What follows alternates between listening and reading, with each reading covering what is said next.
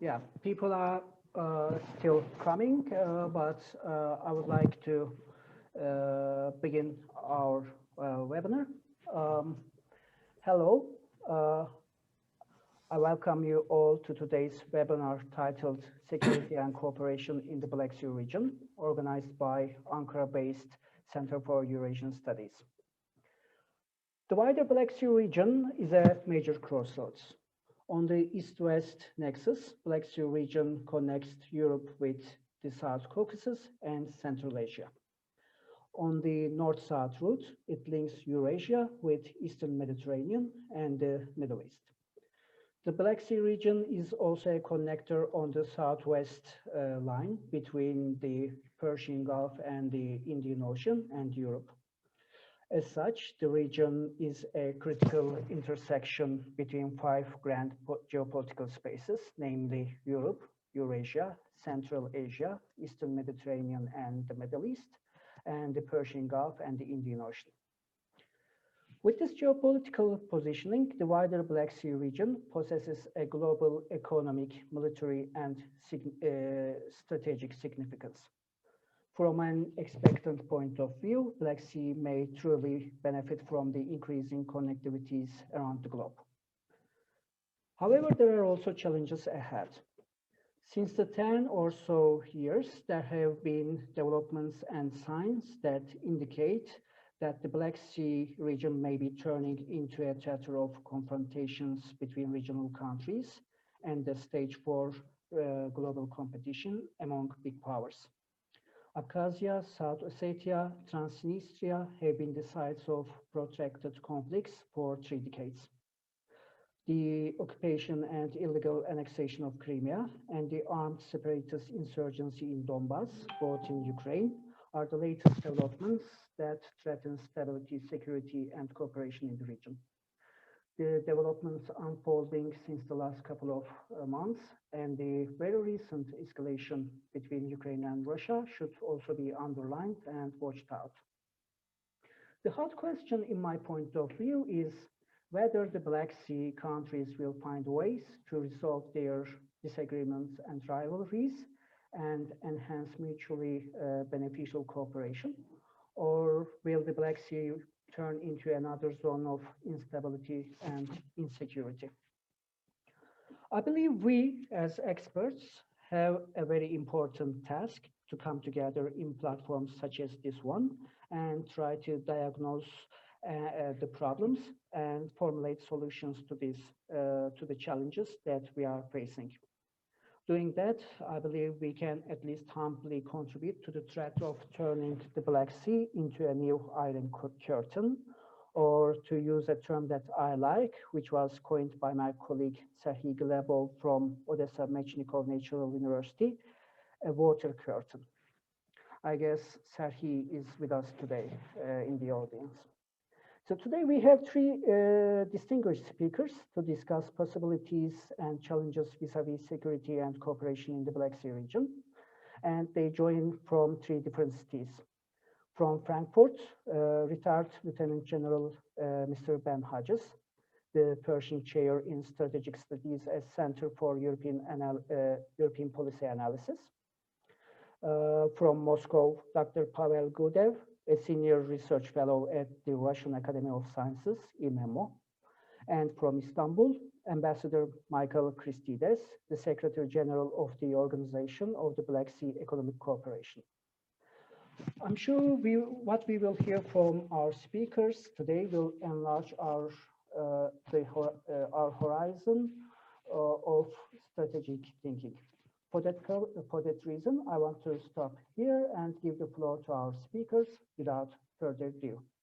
But I want to remind our audience that following the presentation, the floor will be open for the Q&A session. And for the Q&A session, those who wish to may write their questions and brief comments in the chat box that you will see below the screen, so that I can see them and read them to our audience and speakers.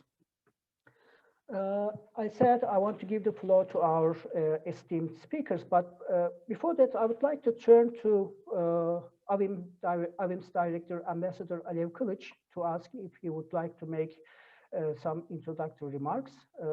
Ambassador Kılıç, would you like to take the floor? Thank you, Turgut. May I also, in my turn, welcome our distinguished speakers and tell them how privileged we feel with their presence at our webinar.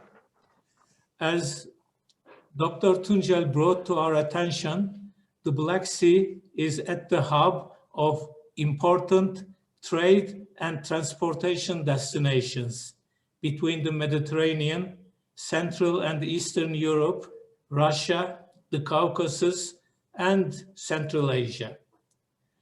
There are numerous and significant ports in the littoral states which serve not only for domestic markets, but also have established themselves as transit centers for cargoes with destinations not only within the region, but beyond.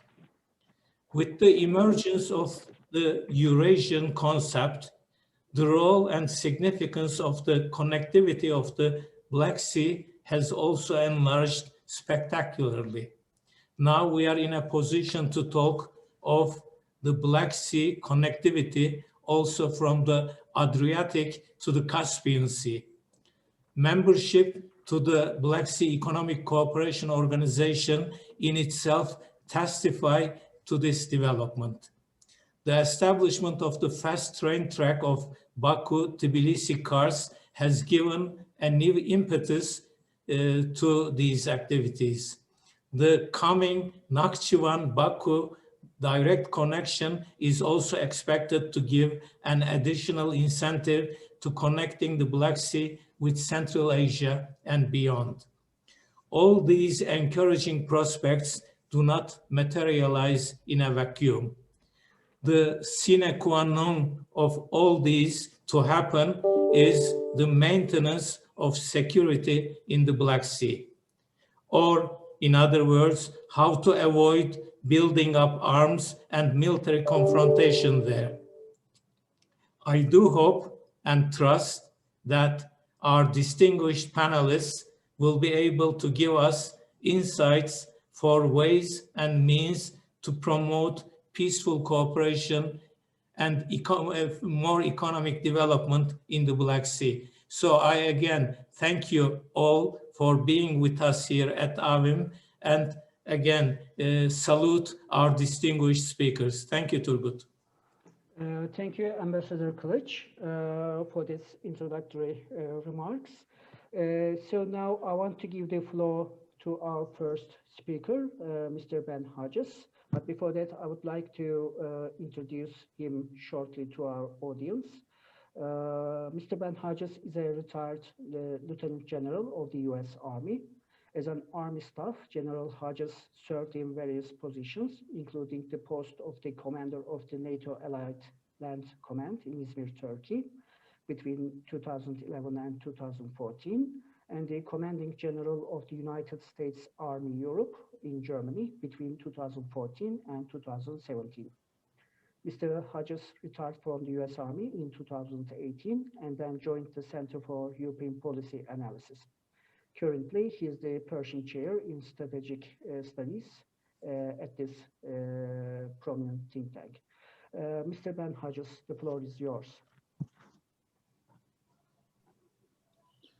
Turgut, thank you very much. And Ambassador Kilic, thank you again for the privilege to participate in an event hosted by AVİM.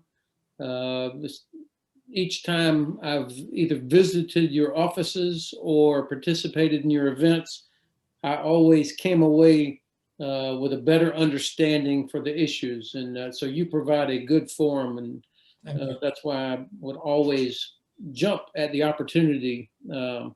Even though each time I come, I always get beat up pretty hard by some tough people around the table, but it makes me stronger. Let me also say best wishes to all of you for good health for you and your families. I mean, this is something that the entire world is dealing with. Here in Frankfurt, Germany, of course, people are unhappy at how long it's taking for the vaccine to come out.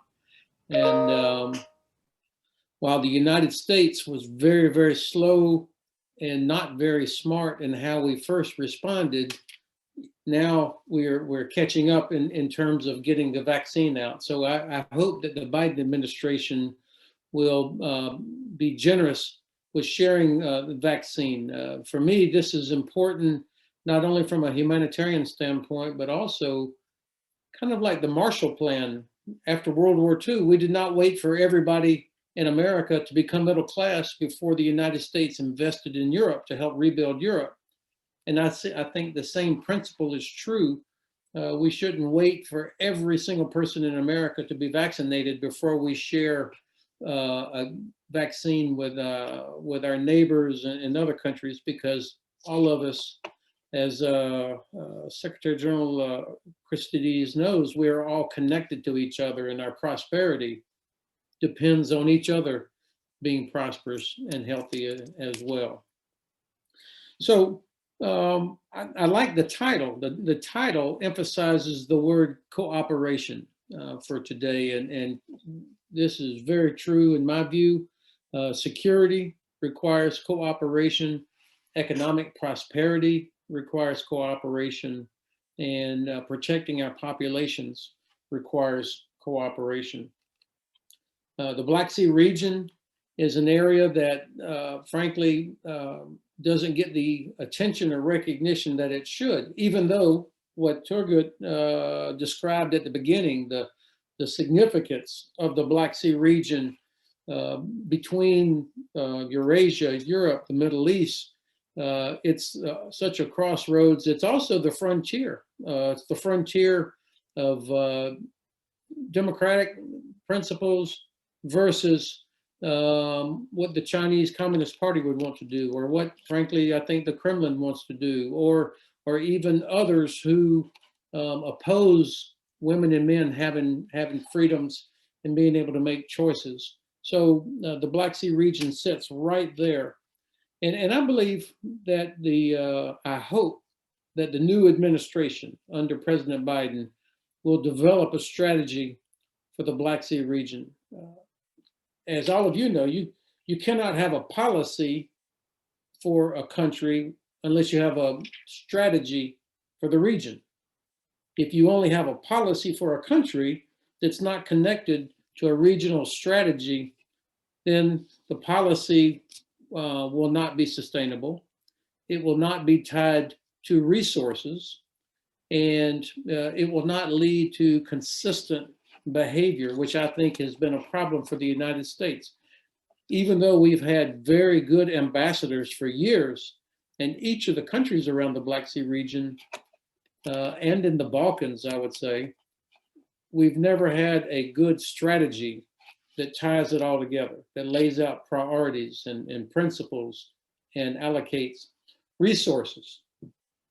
So when President Biden told President Putin in their first phone call back in the end of January, when he said that Ukrainian sovereignty is a priority for the United States, that was a very important policy decision. But now everybody's asking, okay, what does that mean?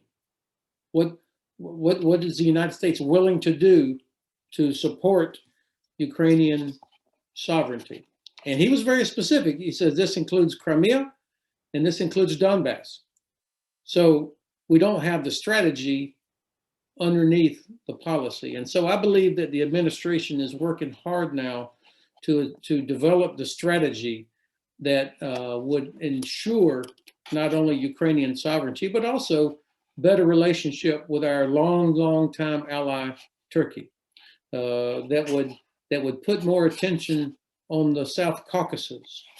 I mean, because we don't have a strategy, even though we've had good ambassadors, we don't have a strategy for the South Caucasus that acknowledges that Georgia and Azerbaijan, that is the portal between Eurasia and Europe, the economic corridor, the only economic corridor that does not go through Russia or Iran. But because we have not had a strategy that emphasized economic development of the South Caucasus. We do not have a strategy that emphasizes sustained security policies in that region. You now have Russian soldiers sitting in Georgia, Armenia, and Azerbaijan because we did not compete there. We did not keep a focus there. And now it's a little bit more difficult for Georgia and Azerbaijan to develop this economic potential of the region without Kremlin influence. That's the price we're paying for not competing in a sustained way based on a strategy. I believe that great power competition actually prevents great power conflict. If we compete in the diplomatic sphere, if we hold other nations accountable in international formats and international organizations, if we compete in the information domain, not just allow the Kremlin, for example, to spew out the false narrative that it does about what's going on in Ukraine, if we do not compete in the economic sphere or demonstrate that we care about a region with military capability, then the chance of a terrible misunderstanding goes up. But if we compete in each of those domains, I think there's less chance of a misunderstanding and therefore less chance of an actual conflict. Look, every nation, including Russia, is entitled to defend themselves, but nobody is entitled to change someone else's borders using force. The United States, even with the biggest defense budget in history, does not have the capacity to do everything that we need to do with our responsibilities alone. We have to have allies. And this is where I think Germany and France have done a terrible job of enforcing international law or holding the Kremlin accountable. Germany and France have done nothing actually to put any pressure on the Kremlin to be transparent or to live up to what it says it would do as part of the Normandy format to bring about a peaceful resolution in Donbass, for example. And I hope that Berlin and Paris will step up as great nations and fulfill their responsibilities. But this is, again, this is the United States. Because we did not have a strategy, we haven't emphasized those alliances, or maybe we took those things for granted and did not invest enough in those relationships. And so that's something that the administration has to do. My last 2 points. Seeing the BSEC represented here with Director Secretary General Christides is a reminder of the importance of economic investment. I think if Georgia, for example, makes itself more attractive for economic investment, then German businesses and French businesses and Dutch businesses and Americans would invest in Georgia and in Azerbaijan. And with businesses invest, then the government pays attention. And then Berlin and Paris and The Hague would be much more interested in the fact that you have Russian soldiers still sitting in Georgia 13 years after the so-called Sarkozy agreement was signed. That's why I think economic investment is just as important in great power competition as is any military investment. My last point is about Turkey. It is time for Turkey USA 2.0. I hope that the Biden administration will look at the map and take the Black Sea out of the bottom right-hand corner of the map and move it to the middle of the map, so that then the strategic importance of Turkey becomes much more apparent. It's not just about the Turkish Straits. It's also about Turkey as protecting this Black Sea region as an economic corridor. It's about Turkey having a strategic role to help hold back extremism. And it's about Turkey being an economic power as well as a diplomatic and military power that is an ally of the United States since 1952. We've got to rebuild trust, But of course, that takes both sides. Both sides have to be interested in rebuilding trust. Turgut, thank you for the privilege, and I look forward to hearing the rest of the panel and then the questions. Thank you. Thank you very much, Mr. Hodges. That was a very well-structured and enlightening presentation, and actually I took some notes. First of all, I think your idea about the necessity of developing a strategy, regional strategy, was important, at least for me. And we will be looking forward to see how this strategy will be. And also you mentioned, actually, this is an interesting idea, great power competition would actually prevent great powers, actual conflicts between great powers. That idea is worth thinking on. And you mentioned Turkey, US 2.0 to rebuild trust between these two countries, old allies. And I think in this sense, what will happen, the developments later in this month will be very important. Thank you very much, sir. I'm sure there will be a lot of questions and comments. So now I would like to give the floor to our second esteemed speaker, Dr. Pavel Gudev. Dr. Pavel Gudev is joining us from Moscow, Russia. Pavel Gudev holds a PhD in history, and he is a senior research fellow at the Primakov Institute of World Economy and International Relations at the Russian Academy of Sciences. He is also affiliated with several prominent think tanks and platforms, such as the Russian International Affairs Council and the Valdai Discussion Club. Dr. Gudev's recent studies concentrate on the law of the sea and maritime security, and in the last couple of years, he published several articles on Black Sea and Azov Sea, and within this framework, Ukrainian-Russian relations and other related topics. I really enjoyed reading these interesting articles. So, Dr. Pavel Gudev, the floor is yours. Please unmute yourself. Turgut Bey, thank you very much, dear colleagues. I'm very happy to be here. Thanks for the invitation once more. And I just wanted to share my views and opinion about different issues directly and mostly indirectly connected with the security and with non-military aspects of security, legal aspects. And taking into account the last events in Turkey, where about more than a dozen retired admirals were detained, I decided to start with the Crimea case. I think it will be very interesting to discuss with you. Well, you know that Ukraine initiated a lot of lawsuits against Russia in the framework of absolutely different international judicial institutions. It's International Court of Justice, the key United Nations organization, judicial organization. It's International Tribunal on the Law of the Sea.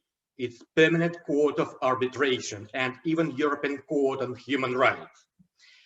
And I know that Ukraine accuses us that we restrict Tatar community rights in Crimea, that we have language restriction, education restriction, that we prohibited the Majlis organization as a terrorist organization. And I perfectly understand that a lot of countries, including Turkey, can give to the Ukrainian side different kind of assistance. And it's very my deep concern about it. And even more, I suppose that the Russian Federation can also file a lawsuit against Ukraine because there is the same restriction of Russian language on the state level. The second topic about the lawsuit in the framework of Permanent Court of Arbitration. You know that Ukraine also accuses us that we violate Ukrainian rights in the maritime zone adjacent to the Crimea under the 1982 Law of the Sea Convention. But under such a legal principle, land dominates the sea. This means that there is no Ukrainian maritime zone around Russian Crimean Peninsula, because Crimea is a part of Russian Federation. So this case initiated by the Ukraine is a case more about a question of sovereignty. And so we can a legal right not to respect jurisdiction of Permanent Court of Arbitration in this case. But the problem is that other countries like US, Turkey, and other European countries, for example, never mind, they also consider these maritime zones around Crimea like Ukrainian maritime zones. And there is a huge base for further conflicts and contradiction between states. Some words about maritime boundaries. I suppose you remember that in the Black Sea there is practically no problem with the delimitation of maritime spaces.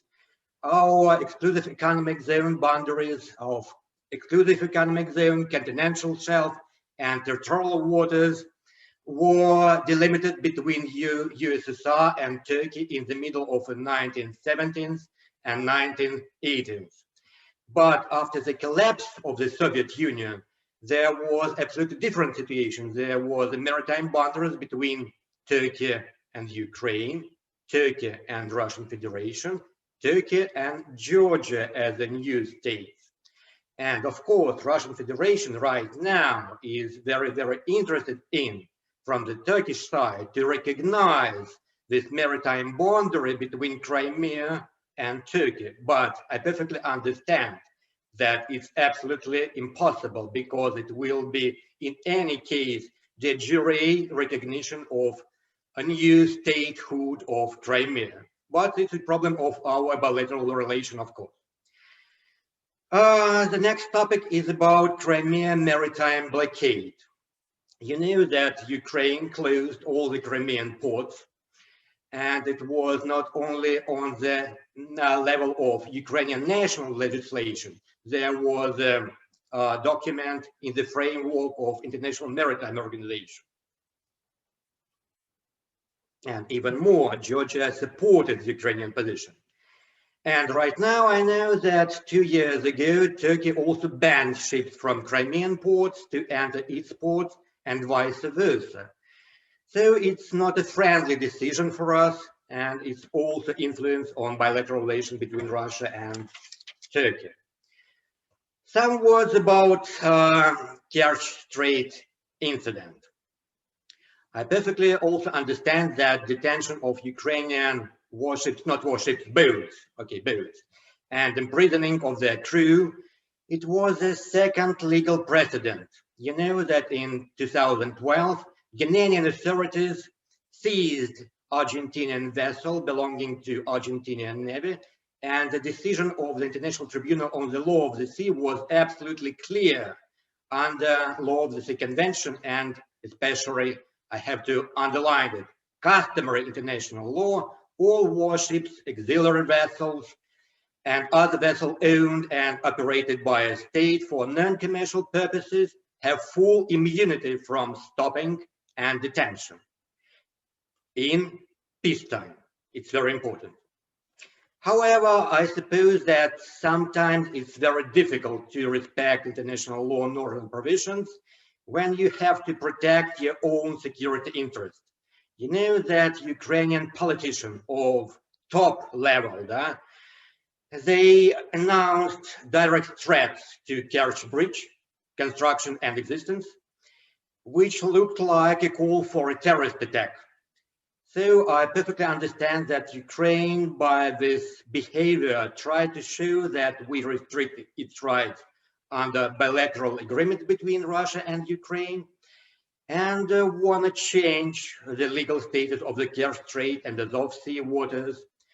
But it's also very important to underline that any unilateral actions are illegal in the framework of previous Russian and Ukrainian agreements, especially agreements on common usage of Azov Sea and Kerch Strait.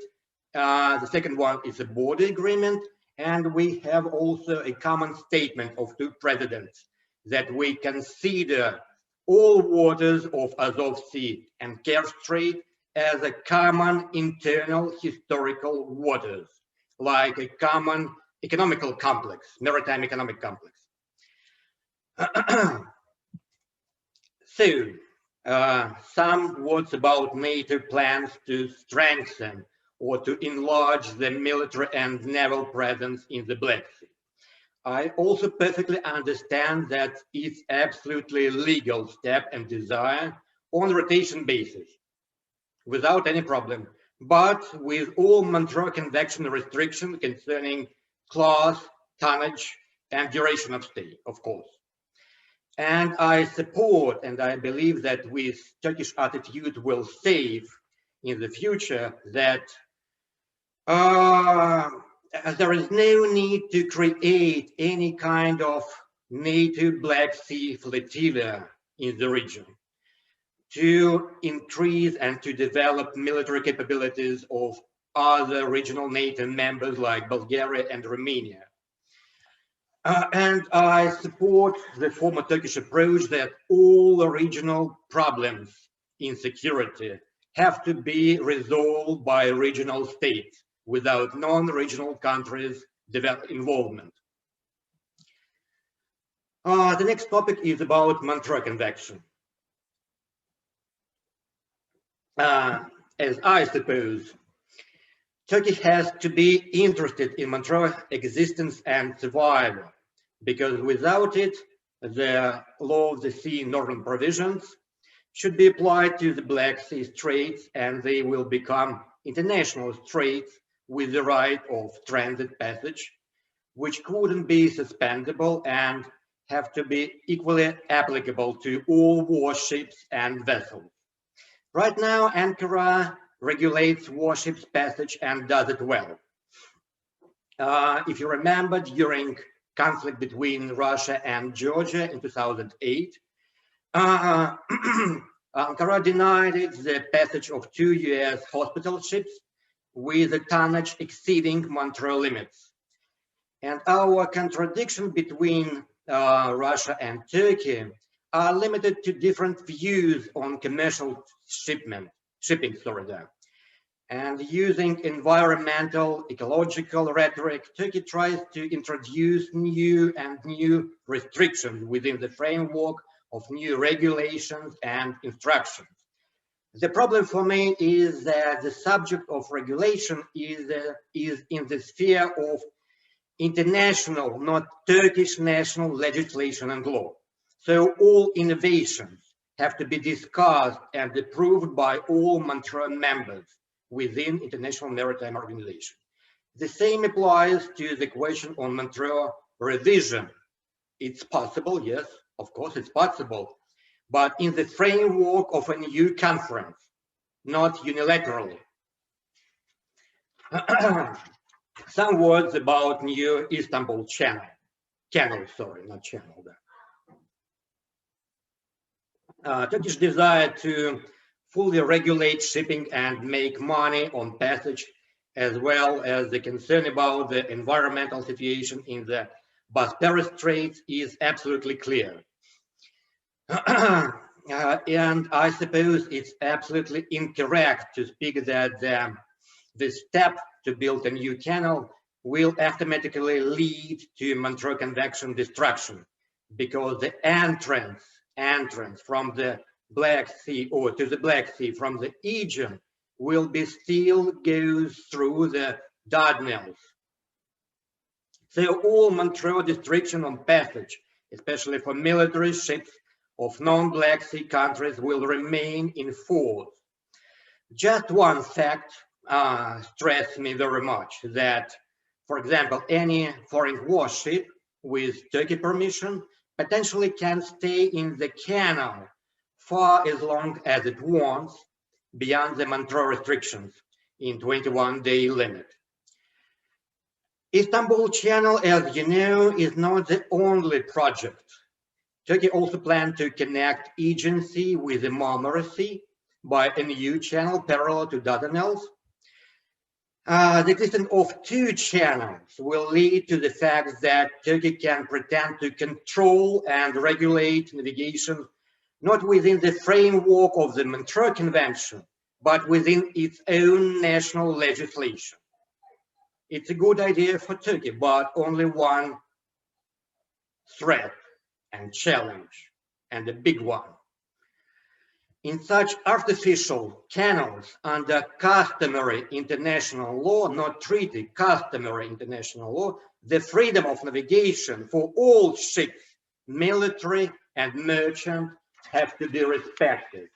So the Montreux Convention gives Ankara much more rights to limit warships' passage, and at the same time, much less rights to regulate commercial shipping. So finally, I don't know how much Turkey is interested in erosion of Montreux Convention. It's a question for Turkish experts, not for me. And the final topic about Mavi Vatan, or Blue Homeland Doctrine. I suppose it's a real doctrine. I know that it's unofficial, but you started your military and naval maneuvers with the same name. You have a journal with the same name, so I suppose it's a real unofficial doctrine. And I perfectly understand that this doctrine is devoted to protect Turkish interests in the adjacent maritime areas, to protect Turkish claims, especially in the Aegean and Eastern Mediterranean Sea. And I perfectly understand that this doctrine emerged as a response to the Seville map. It was very laughing fact for me when I speak about the Seville map with a Greece expert. No one knows what does it mean. What is it, Seville map? The Seville map is known in Turkey, maybe in Russia, but not in Greece. Okay, but it's not a subject of our today's discussion.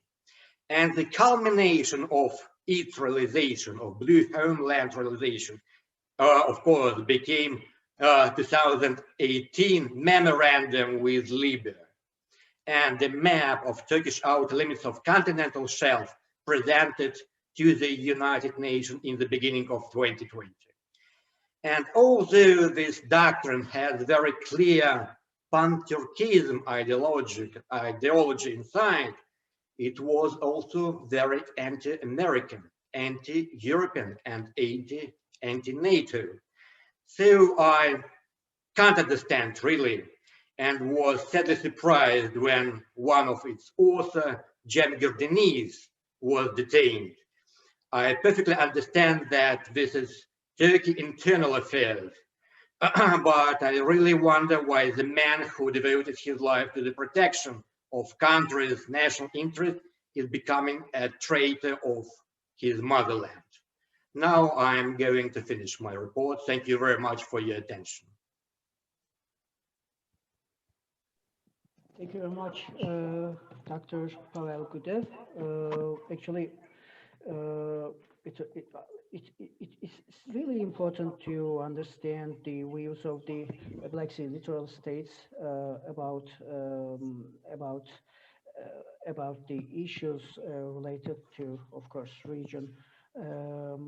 And I'm sure there will be a lot of questions and comments, so I will not talk about mine now in order to save time. By the way, I would like to remind our audience that they can write their questions and brief comments into the chat box. I would like to remind this once more time, and I would like to thank Dr. Pavel Gudev once again. And now I want to give the floor to our third speaker, the last but not the least speaker, Ambassador Michael Christides.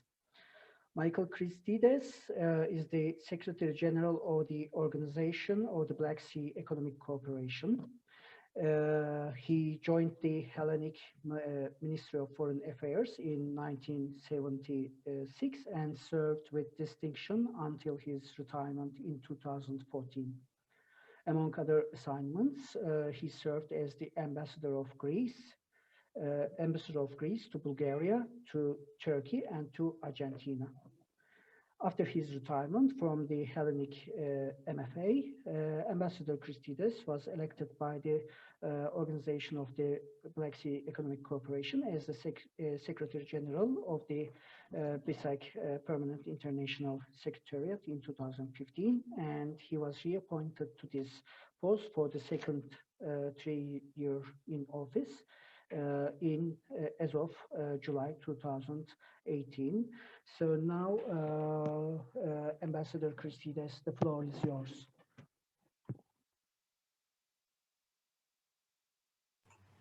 Thank you very much. It is a real pleasure and honor to be among the distinguished participants in this webinar, and also to see on the screen, allow me this very personal observation of some old good friends. I see Ambassador Yeit Alboan, and I saw also before Ambassador Osman Loglu, and they remind me of the years that I spent, happy years that I spent working with them in order to promote the Hellenic Turkish cooperation and relationship.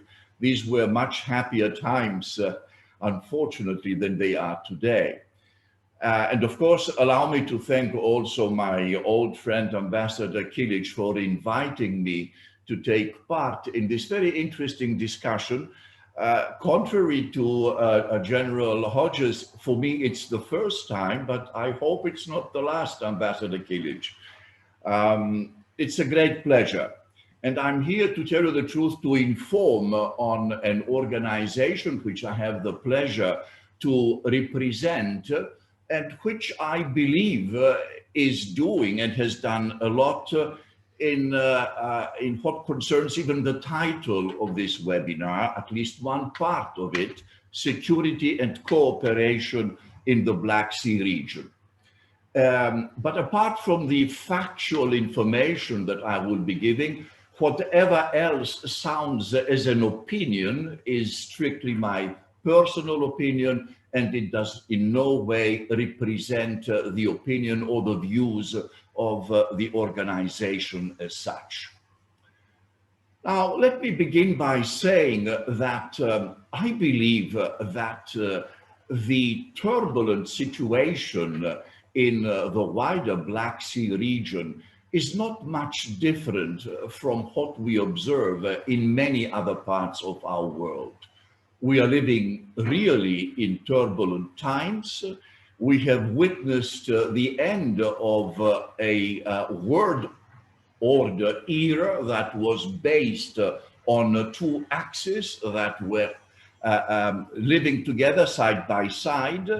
And we have what we all call multilateralism, which is unavoidable. So we are all living in a, let me say, period of world disorder rather than world order, until all this situation settles down and we know exactly what is the situation. Now, let me also say that it was already mentioned before that stability or security have more than one dimension. There is the political dimension, there is the military dimension, and of course, there is the economic dimension. They are all very much connected, there is no doubt. What is political that doesn't have its economic dimension, and vice versa. But still, they are different. And obviously, at least as we see the situation today in the wider Black Sea region, talking about political or military cooperation in the Black Sea region is not exactly describing reality as it exists today. I believe that in what concerns the political and military cooperation in this region, there is still a lot to be desired. And of course, we all know why. Some of the reasons were even mentioned by the distinguished speakers that preceded me. So what is needed, what I believe is needed, is an earnest dialogue of leaders, and it is needed very urgently. But of course, it is one thing to say dialogue is needed until we actually establish such a sincere regional dialogue. Why? Because as long as instability or lack of security persist, there are very few leaders which will wish to engage in a genuine dialogue for finding compromise solutions to the existing problems. Because we all know very well that compromise solutions do not bring votes. In fact, on the contrary, as we have seen is the case in many states, compromise solutions come together with a huge cost on the internal approval of the leaders engaging in such a dialogue and achieving compromise solutions. So what is necessary to be done? What remains to be done? Well, I believe that what needs to be done is that we start infusing more trust in international relations, or if you wish, in the relations among the states in the broader Black Sea region, because trust is really an urgently needed commodity nowadays. And as the general underlined, and underlined also in his last article, which I read with great attendance. I mean, I didn't like the title very much, dear General, but the article was really very interesting. So, as you say there, economic integration and cooperation can help decisively. They can help build up more trust among the states. And this is what the organization that I represent has been doing from 1992. And let me say here that the establishment of this organization was really a stroke of genius. We all remember ex-Prime Minister, he was then of Turkey, Mr. Özal, it was his idea after the fall of the so-called Iron Curtain, how could we start cooperation in a region where this cooperation was missing? And this is the way that the Black Sea Economic Cooperation Organization was built. Today, after so many years, we are active promoting this cooperation in almost all sectors of governmental activity. Perhaps even too many sectors, let me say so. But in any case, today, this organization has matured in one of the most, if not the most important regional organization in the Black Sea. It is also very much mature from the point of view of of institutional point of view, because it is not only the organization for intergovernmental cooperation, we have also the parliamentary dimension of our organization. It is one of the very few regional organizations which disposes of its own bank, the Black Sea Trade and Development Bank. It has its own business council, and it also has its own think tank. So, are we happy with what we have achieved until today? I will be very honest with you. No, we are not happy. And here, allow me to say that you know, conventional wisdom has it, the room for improvement is the biggest room of all. Indeed, there is room for improvement. And there is room for improvement if and when our member states start feeling a greater sense of ownership towards this organization, if they start and trust this organization more than they have been doing until today. I say this because sometimes I have the feeling that, for instance, let me say, in their cooperation with some important actors in the region, like the EU, some member states prefer to promote this relationship on a bilateral level and not on the multilateral level through the BSEC organization. Now there, things are changing, and I'm very proud of what we achieved in this chapter. The EU is actually involved in projects in our region in which our member states are actively involved in the formulation of these projects. So they are homegrown projects, and that's why they are even more acceptable by the member states. And when I say member states, I mean literally all. Even Russia is participating in EU projects in the area. Why? Because it participates and is involved in their formulation. Let me say that only this year, we as an organization are involved in the implementation of projects that far outnumber our total budget. We are talking about project almost close to 14 million euros. And it's really very, very important. Why? Because they are establishing and they are enhancing a culture of dialogue and cooperation. It's the trust that I mentioned before.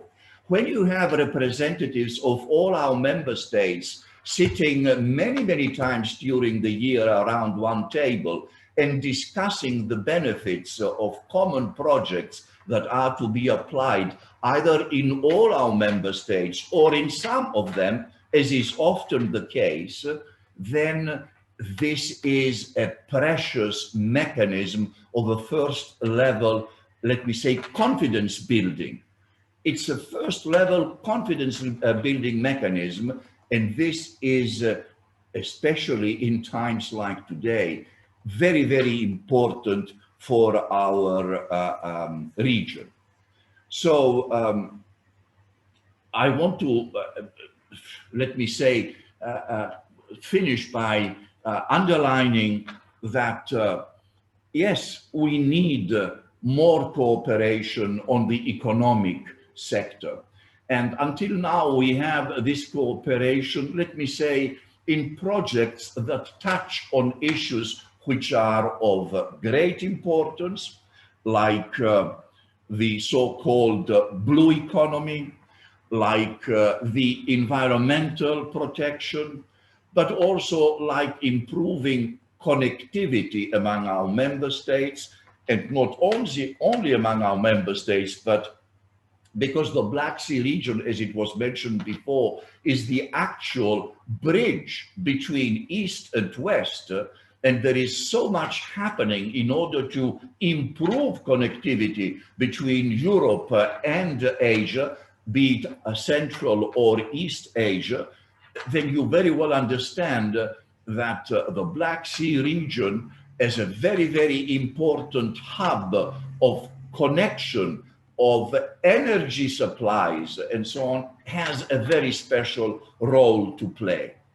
So I want to pick up a phrase from the article of General Hodges, where he says that perhaps the US should give greater support to the regional international organizations promoting cooperation in the region. I fully agree with you. In fact, let me say that we already have a memorandum of understanding on cooperation with the United States. And only a few hours ago, we were discussing with our colleagues in the US Consulate General here in Istanbul on how to better use the small but very, very much appreciated support, financial support we got from them in order to apply a project which we are applying together with the World Bank and the Global Environment facilitation, almost $6.7 million in order to fight pollution in our Black Sea. And we all understand how important fighting pollution in the Black Sea is. Unfortunately, it is one of the most polluted seas worldwide, but at the same time, it is the source of living of many thousands of people of our member states around its beautiful shoreline. So we have to do more on that also. So indeed, security and stability are very important in this geostrategic region, and we can only arrive at improving the stability and the security in this region if we further enhance the economic cooperation among the states in the region, because this will infuse more trust among them, and then we would be able to achieve this very noble aim and objective. I just want to confirm that the Black Sea Economic Cooperation Organization is doing just that, and allow me to conclude by saying, if it didn't exist, we should have invented it, because let me say, services are really needed even much more today than there were some years back. So thanks again, and I'm eager to answer any questions that might come from the audience or from our distinguished co-speakers. Mr. Chairman, the floor back to you. Thank you.